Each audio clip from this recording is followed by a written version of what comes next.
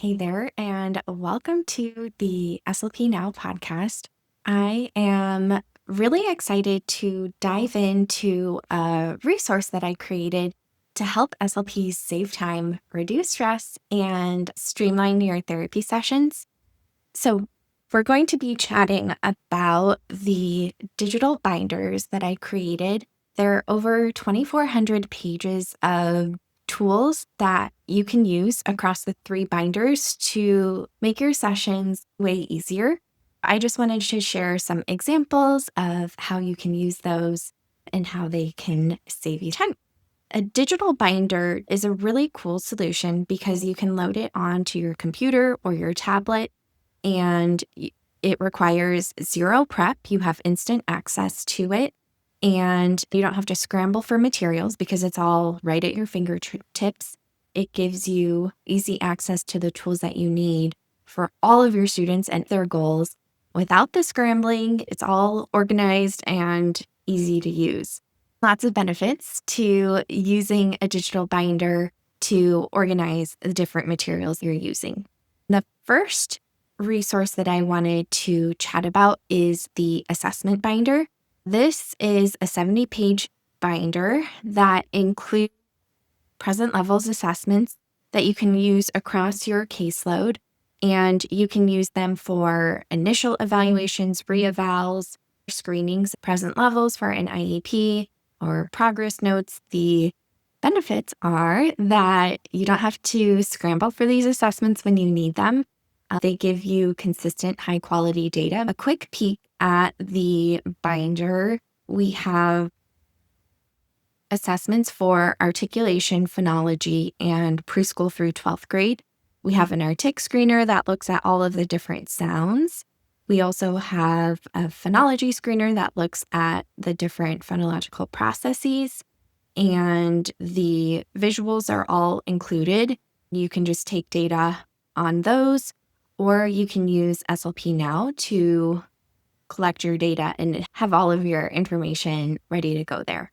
At the very least, you have easy access to your visuals to use when administering the assessment. For each grade level, you'll see vocabulary assessments, grammar, narratives, and you have easy access to the prompts and the visuals to help you administer these. So that is a peek at the assessment binder. And then the next binder that I like to use is the probe binder. So this one is a beast. It's 2,295 pages of goal-aligned probes. I don't know about you, but especially as a newer SLP, I wrote some goals into IEPs that were not exactly measurable. And then when progress report time came along, or when we were reviewing the IEP, it's like, they may or may not have met this goal depending on how I decide to collect data on it. But this binder, when you're writing a new goal, you can pull this up and make sure that you have a probe that you can use to monitor progress on the goal. And then you can use this binder to monitor your students' progress on those goals really easily. You can have instant access to all of your probes in one place. What this looks like logistically for me, I like to have my students create goal cards. There's a lot of evidence behind using goal cards to increase goal awareness. It helps increase participation in the session and just overall student progress. So there's lots of great benefits to creating those. And I'll link a blog post that includes more detail about the goal cards as well, if you're curious. But kind of short summary, the goal card just is the goal written in student-friendly language. We might have a picture or a visual on the card. They're just really simple. We make one card for each student's goals, and then each student has a packet of cards that we pull out at the beginning of every session. They review their goals.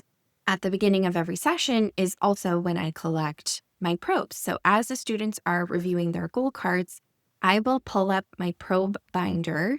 I also log the probe data in SLP Now, but that's a whole other thing. You can do this with your paper data sheets as well. I write a little number on each student's goal card. That number corresponds to the page in the probe binder. If I have the probe binder pulled up on my iPad or on my computer, I can type in that number and it'll jump to the correct page in the binder. And then I can show the student the visuals to collect that probe data. Or if it's not a visual kind of probe, I just give them those stimulus items to see how they're doing with that goal. I alternate between each student. If I have 3 students in the group, they're all independently going through their goal cards. We practice this routine. This is something that we establish, and they all know what the expectations are. But they review their goal cards and then wait patiently as the other students are completing their probes. Realistically, each probe is super quick. And because I have instant access to each of the probes, it takes like maybe a minute for each one. The students only really have to be able to sustain attention for a minute or two as we go through each student's goal. That's what that looks like. They're going through their goal cards. I'm turning to each student one at a time to collect their probe, and then I log that data. I love this routine because it helps make sure that students know what their goals are. When they are asked what they do in speech, they're able to say, I work on my speech sounds, or I work on vocabulary instead of we play games. It helps with goal awareness, increases participation in the session because they know what their goals are and why they matter. I'm getting really good data right off the bat to make the most of the time in our session. We don't have a lot of time with our students, and we want to make the most of it. By getting this data right off the bat, I know exactly how each student is doing on the goal that we're focusing on in the session. And then I am able to meet them where they're at and provide great therapy. I focus on one goal per student per session. So if I have 3 students in the group, I might target the same goal for multiple students if they happen to have shared goals. But if they all have different goals, then I'll be targeting 3 goals. This is really manageable because I have easy access to the probes, so I can figure out where students are at quickly.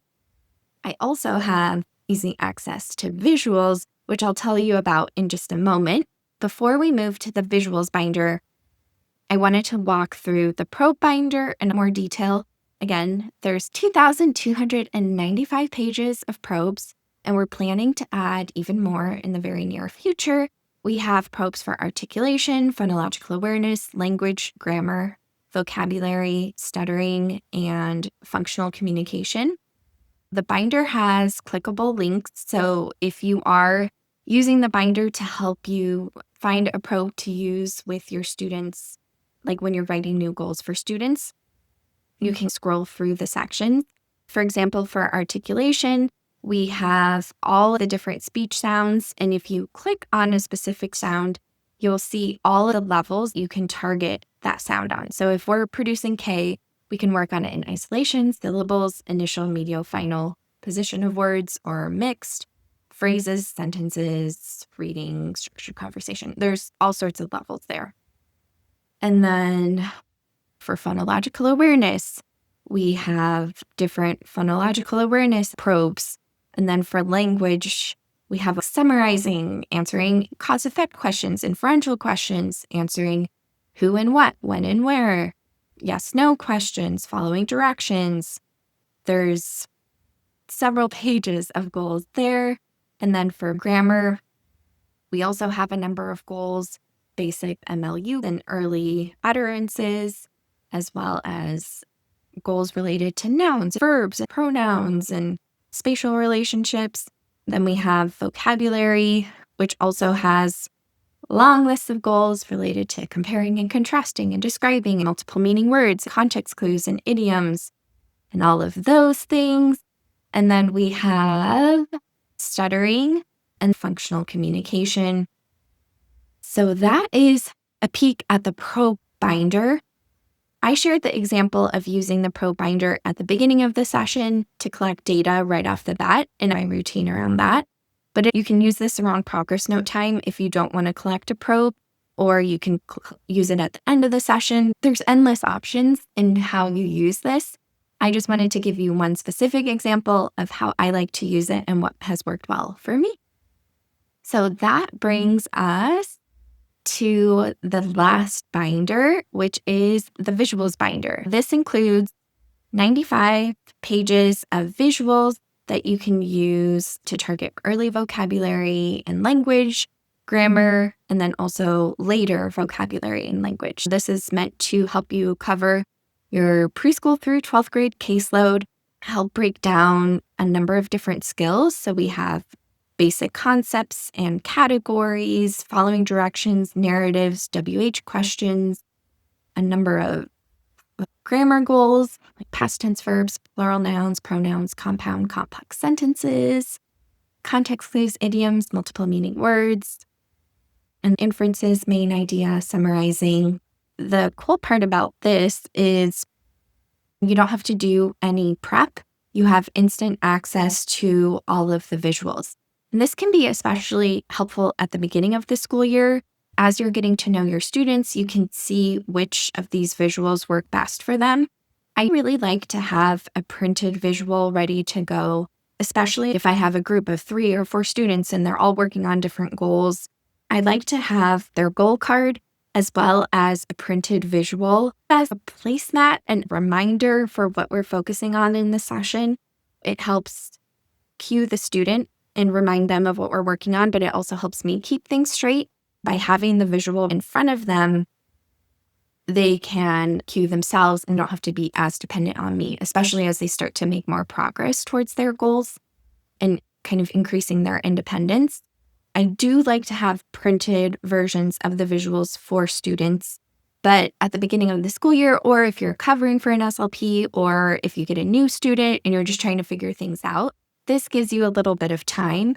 If you know what visuals they need, but you don't have time to print them, or if it's a student who's new to you and you're not sure which visuals will be the most helpful, you can just pull up this binder, do a quick test run, see which visual makes the most sense and is the most helpful, and then make a note to print that so you have a hard copy for future sessions. A quick peek. Each one is a little bit different, but for categories, as an example, there's an initial sheet that helps you explain what categories are. And then there are cheat sheets for different categories so you can start to introduce them. And then inside SLP Now, we have a lot more activities for structured practice, but this is a really good starting point. And later vocabulary, as an example, looking at affixes, there's a visual to break down what prefixes and suffixes are and graphic organizers to help. These are all created after reviewing the research to look at evidence-backed strategies. So this can be a nice boost of confidence if you're not quite sure of the best way to break down a skill. And then if you're looking for even more support inside SLP Now, we have courses that break down all of the evidence-backed strategies for all of these different skills and lots of different activities. I showed you the assessment binder, the probe binder, and the visuals binder. These can save you tons of prep time, especially at the beginning of the school year, because all you have to do is click download and you have access to all of these resources. And again, they're pre-organized. They're really easy to access. I love saving these on my iPad, and then I just save them to my home screen so I can open up the binder using the goal cards or writing the page number for the visuals or the probe on your data sheet or your goal card can save you tons of time, especially if you have these binders saved to your desktop or home screen. You can access any of these activities within seconds. Hopefully these bring you way less stress, way more efficiency, and help you better support your students. We offer these binders as a bonus when you sign up for SLP Now. If you're listening to this around Summit and you join us through the Summit link at slpnow.com/summit, you can access the binders for free as a sign-up gift. If you are listening to this outside of Summit and you're really interested in accessing the binders, email us at hello@slpnow.com, and we'd love to share how you can access those binders if you need them in your speech room. And that's a wrap. I can't wait to see you in the next episode, and I hope you have a fabulous week.